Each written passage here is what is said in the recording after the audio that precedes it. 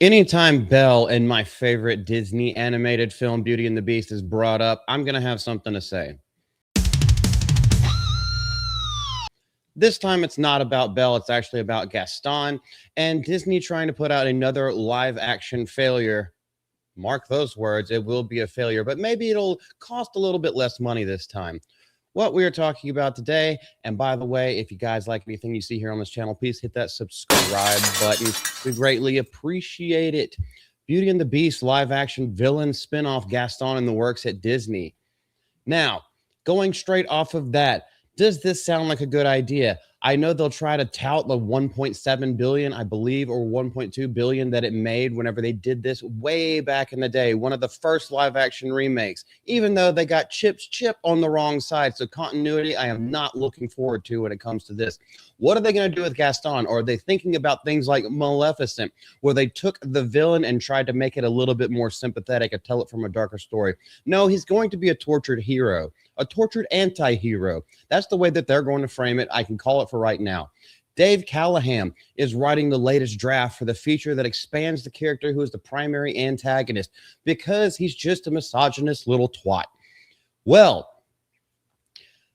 this kind of goes way good with the way that the popular culture has gone nowadays, especially when it comes to feminist icons. What did Gaston actually want? He's the best. He deserves the best, even though she doesn't want it. Hashtag me too. That's the way that it's going to come across right now. That's the way that it came across then. That's how they're going to poise it for this. They even went so far with the Disney live action remake to make LeFou his gay simp wannabe lover.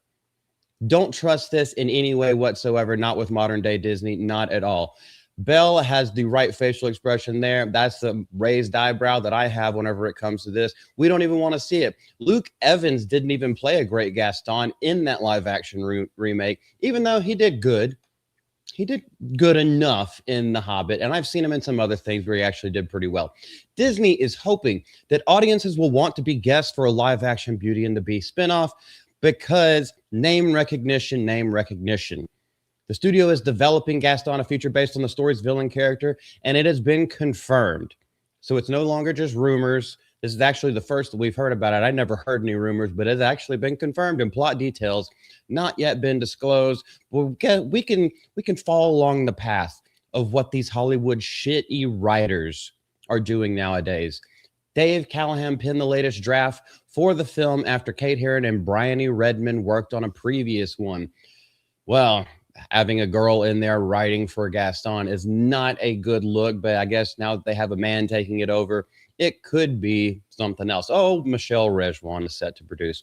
I'm not trying to sound misogynistic at all in any way whatsoever, but when I see these women that are writing a story for the manliest character in that film, when I see a woman is setting to produce it, production managers and the producers actually have a lot to say when it comes to the script and the way that it's filmed and the way that it is portrayed to the audience.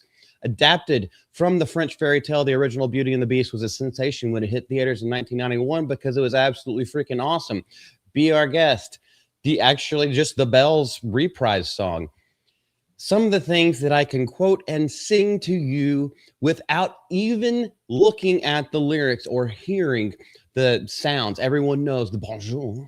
The story focuses on Belle in the other one, but now we're going to focus on Gaston, the villain, the guy who hired underneath the table, the guy who works at the insane asylum in order to put her father away, just so there would be no more, so he couldn't say no to the marriage of Belle, who didn't want him in the first place, never wanted him, calling him positively primeval.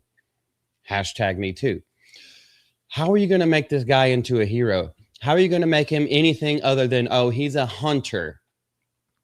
He's a hunter that hunts what he wants. And how are you going to make the audiences actually gel with this kind of person?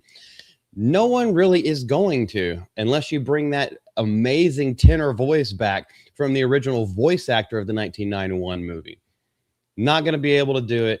I don't think so in any way whatsoever. The studio has had success over the years. Actually, they did bring up Maleficent, Sleeping Beauty, and Emma Stone in Cruella, which actually failed and was a complete bomb, had nothing to do with the original 101 Dalmatians franchise other than name recognition alone. That's the only thing that you're going to hear out of this is name recognition, name recognition. And that's what they're counting on. That's what they're banking on because they have nothing new in the coffers. They have nothing new in their memory banks, mind banks, or any other thing that would actually we can invest into. It's all just divestitures. If you guys like anything that you see here, leave some comments down in the section below. This actually pisses me off a lot, and there will be a lot more coming as soon as more information comes out. This is Multi from Mouth to Multi. We love you, and we'll see you later. Bye.